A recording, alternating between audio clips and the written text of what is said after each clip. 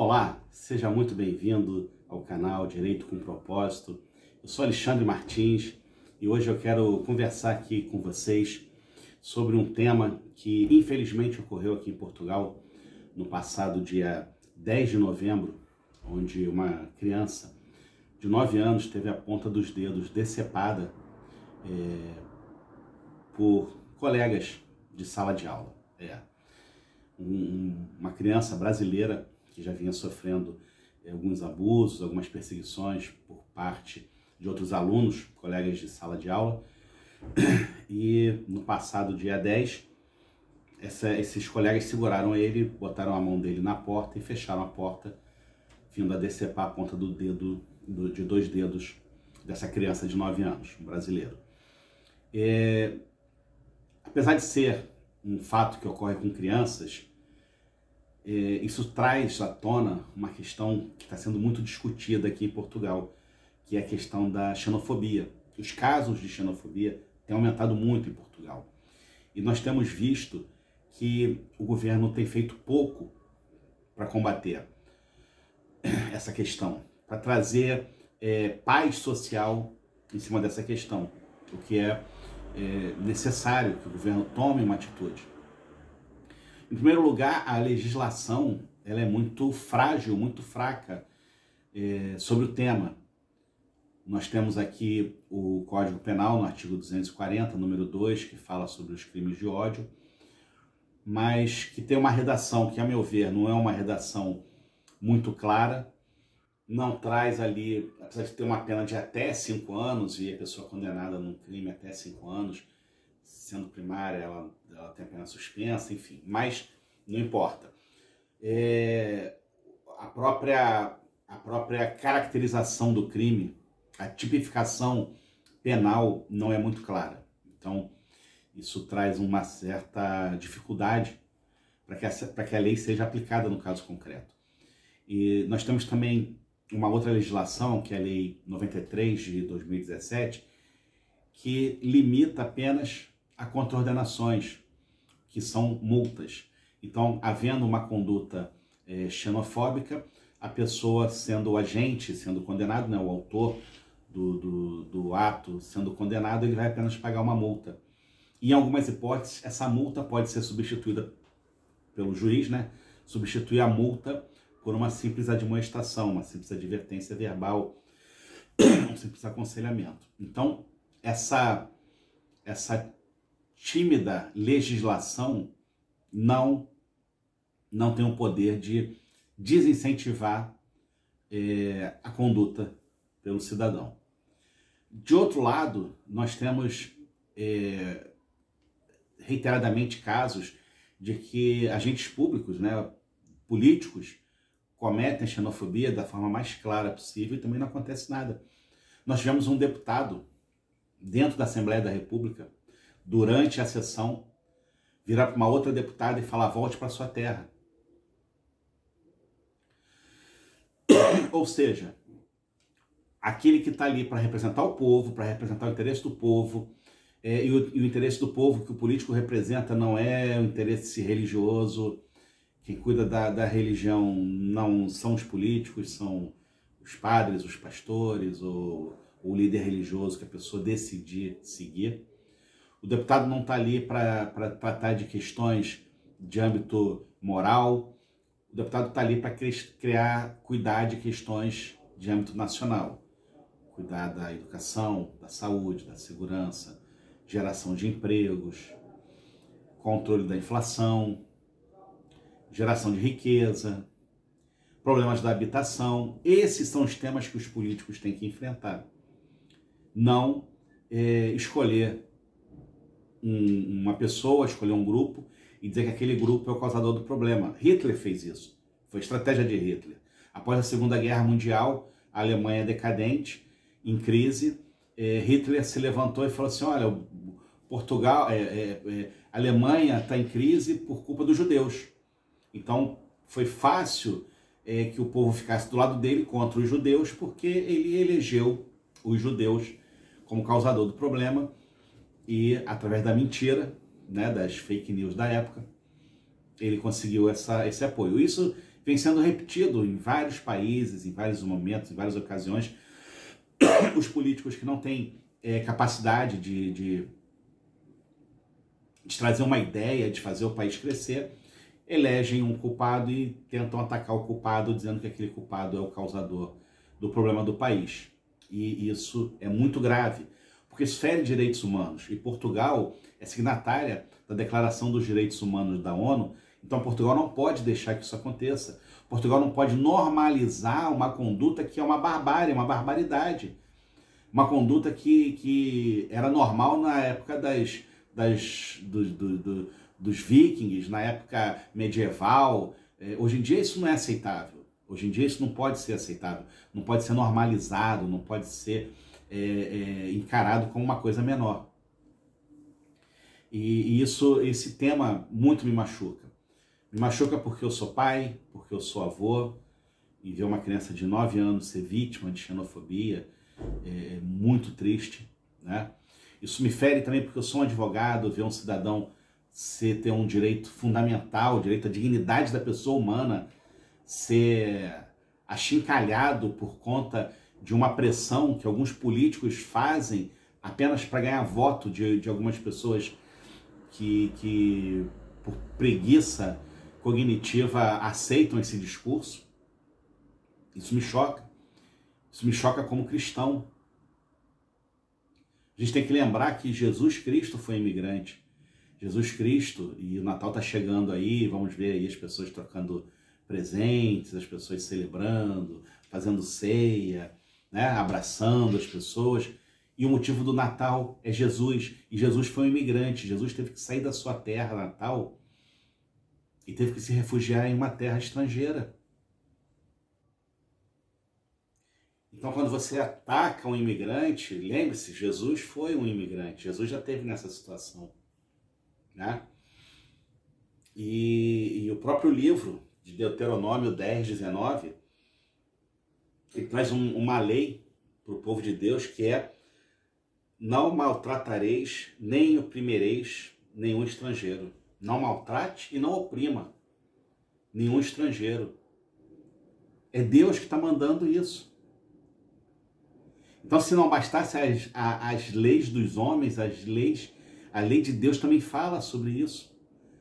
Não maltrate, não oprima o estrangeiro. E aí nós vemos essa onda de agressões gratuitas, de ataques gratuitos, de mentiras, dizendo que o país está em crise por conta dos imigrantes, que o país tem problema por conta dos imigrantes, né? E as pessoas vão por conta disso. Uma vez, uma colega minha, advogada, me falou assim: olha, eu acho um absurdo o imigrante não fazer nada e ganhar 900 euros por mês. Eu falei assim, mas isso não acontece. Não, acontece. Me falaram.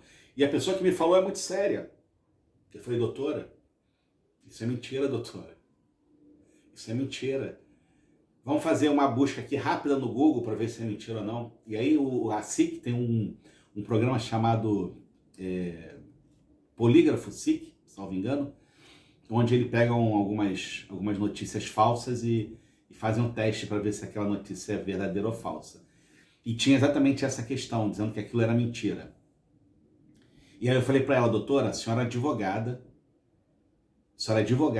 se deixou levar por essa mentira.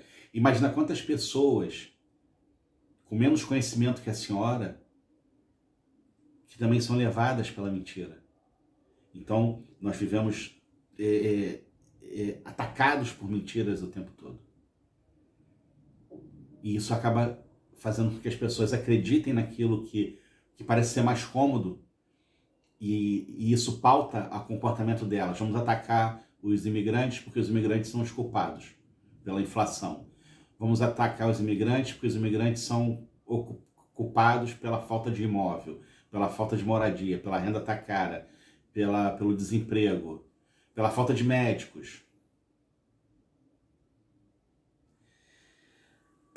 Em Mateus, livro de Mateus, que é um dos evangelhos de Cristo, 24:12, a palavra de Deus fala assim, que por conta da iniquidade, né? Por aumentar a iniquidade, o amor de muitos se esfriaria.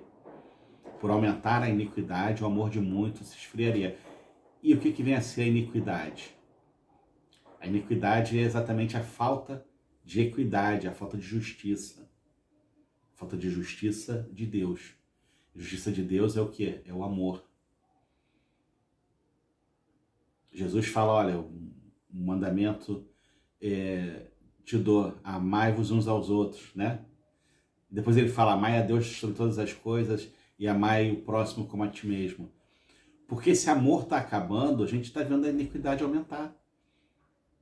E a iniquidade aí a gente vê um jovem, uma criança, nem jovem, uma criança, pegar um coleguinha de escola e arrancar a ponta do dedo dela.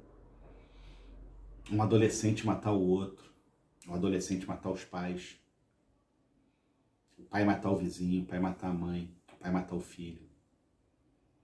Essa é a sociedade que nós queremos? Essa é a sociedade que a gente busca? Isso é a justiça que nós queremos? A justiça de Deus é amor. A justiça de Deus não é vingança. E a gente quer achar um culpado e botar uma carga em cima do culpado e falar que o culpado... Se hoje você tem pobreza e guerra e miséria na África, quando que isso começou? Em que momento isso começou? Então nós precisamos ter empatia com o próximo, precisamos entender a situação do próximo. A pessoa que sai do Afeganistão, a pessoa que sai da Síria, a pessoa que sai da Nigéria, a pessoa que sai do Brasil, muitas das vezes não é com o intuito de ir para outro país e estragar esse outro país. Ela está buscando uma condição de vida melhor, como Jesus fez também.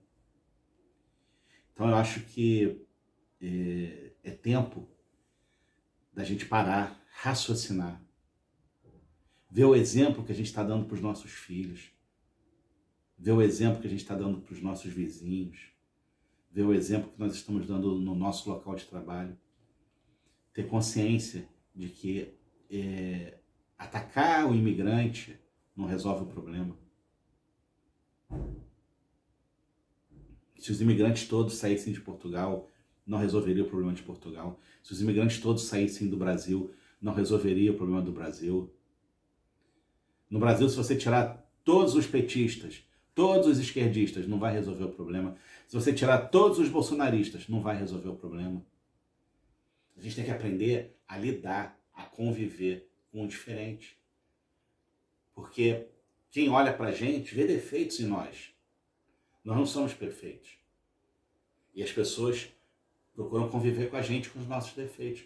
Devemos procurar conviver com elas, com os defeitos delas.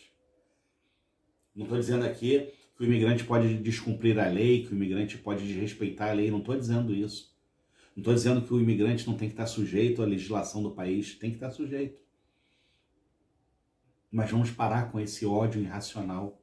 Vamos parar com essas mentiras de que o imigrante está ganhando casa sem trabalhar, o imigrante está ganhando 900 euros por mês sem trabalhar, que não tem médico porque os imigrantes... Na verdade, Portugal não tem médico porque os médicos vão para outros países ganhar mais. Não tem enfermeiro porque o enfermeiro vai para outro país ganhar mais. Essa é a verdade. Essa é a verdade. E a gente tem que ter sanidade, maturidade, responsabilidade de encarar a verdade. A taxa tributária em Portugal é alta. A maioria dos imóveis ficam para alojamento local, para Airbnb e outras coisas. Não existe construções, a gente não vê muitas construções. Quando tem construção, são prédios de alto luxo. Não se faz muita coisa para as classes trabalhadoras, falta imóvel. Não precisa ter um esforço cognitivo grande para entender a situação e ver que o imigrante, ele está aqui lavando prato, cuidando de idoso, entregando comida de bicicleta na chuva. dirigindo o Uber. Esse é o espaço que o imigrante está ocupando. O imigrante não está aqui tomando o emprego de ninguém no banco,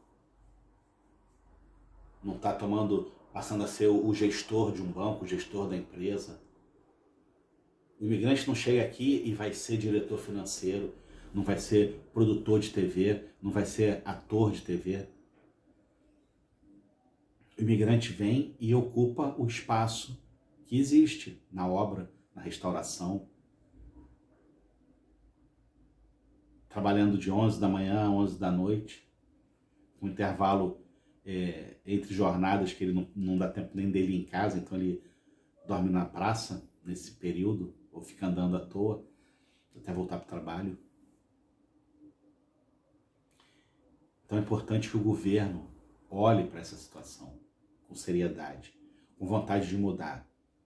Não com um pensamento de na próxima eleição, esvaziar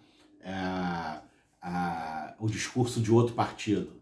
Não, outro partido é contra o imigrante, então eu acabo com os imigrantes antes, aí o outro partido não vai ter nada para falar na campanha, e aí eu ganho os votos. Não. O político tem que pensar no bem-estar do país, no bem-estar do povo, senão não faz nenhum sentido. Essa é a minha opinião.